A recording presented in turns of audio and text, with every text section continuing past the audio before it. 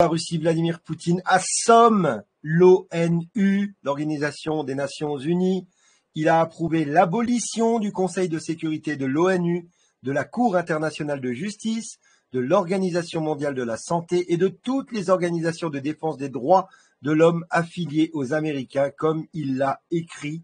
Voilà, le président russe donc a approuvé l'abolition de toutes ces ordres à la con qui ont été mis en place, pas par les Américains, mais par l'État profond, donc les Rothschild, fermeture de leurs bureaux et de leurs sièges en Russie et dans tous les pays de la Fédération de Russie, la confiscation des biens du siège, y compris les bâtiments, les voitures, les lieux de divertissement, leurs clubs, leurs comptes de banque russes, ainsi que l'expulsion de leurs employés issus des pays de l'Union européenne. Ils ont jusqu'à 72 heures pour quitter le pays. C'est terminé.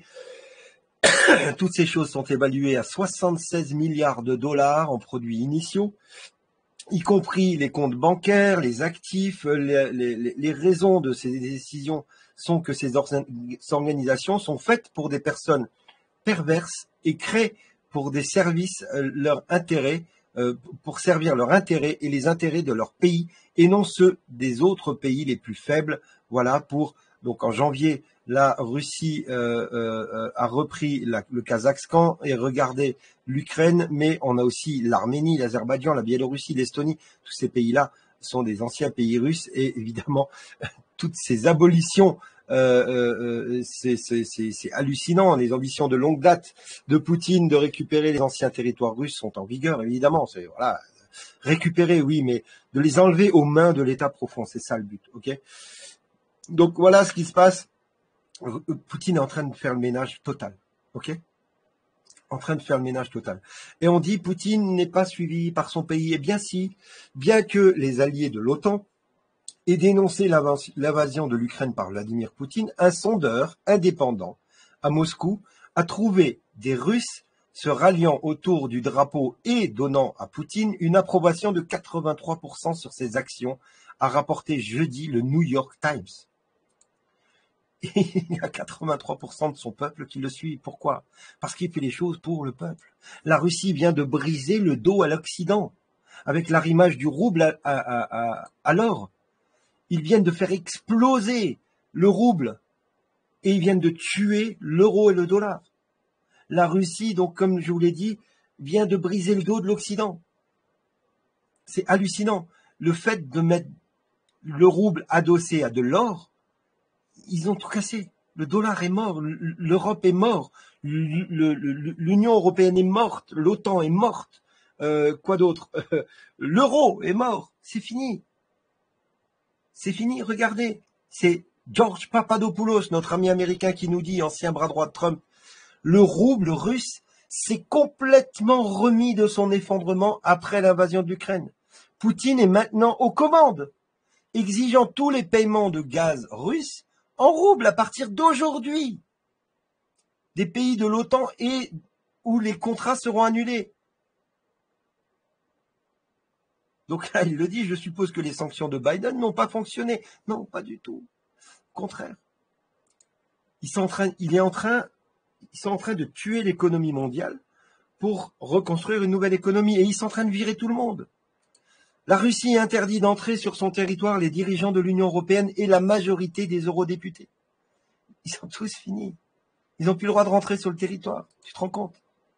L'Autriche s'oppose à un embargo sur les approvisionnements en pétrole et en gaz naturel de la Russie vers l'Europe, car elle en dépend fortement. L'Autriche dépend du gaz russe, a déclaré jeudi le chancelier autrichien Karl Nehammer. Plus loin, rajoutant que l'Autriche était fortement dépendant de l'approvisionnement de gaz russe, par conséquent, nous rejetons clairement toute idée d'arrêter l'importation de gaz russe ou de pétrole russe, a-t-il déclaré. Ok, l'Autriche est avec vous. La Slovaquie s'est déclarée prête à acheter du gaz russe contre des roubles. Eux, ils n'ont pas coupé le truc. L'industrie gazière slovaque devrait donc acheter des roubles contre des euros dès que possible, puis les utiliser pour acheter le gaz de Gazprom, dit le Premier ministre slovaque. Ils sont en train de tuer l'euro, là, avec le rouble. Et c'est génial. Pendant ce temps, ces enculés d'Ukrainiens, toujours chez nos amis de QActu, écoutaient le délire du gouvernement ukrainien pour donner des aides aux personnes touchées par la guerre. Ils les donnent seulement si les gens sont doublement vaccinés. C'est juste hallucinant. Ces gens-là, c'est des vrais nazis. Ok ? Donc, on va plus parler de ces gens-là parce que c'est terminé pour eux. On va continuer à parler de la Russie et Dimitri Medvedev qui dit que la Russie ne fournira du blé qu'aux pays amis. L'Europe et l'Amérique du Nord ne sont pas amis.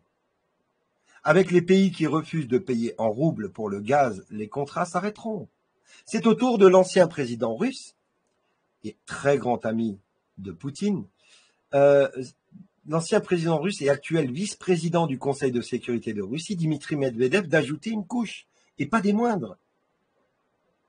Ils vont arrêter de tout ce qui est blé, tout ça, c'est fini, ils vont plus le vendre à l'Europe. Et évidemment, on en produit assez, mais si vous voulez, l'État profond va jouer là-dessus en disant oui, mais la Russie, elle nous donne beaucoup de blé d'habitude, et là, ils veulent plus, donc du coup, ça va être la famine.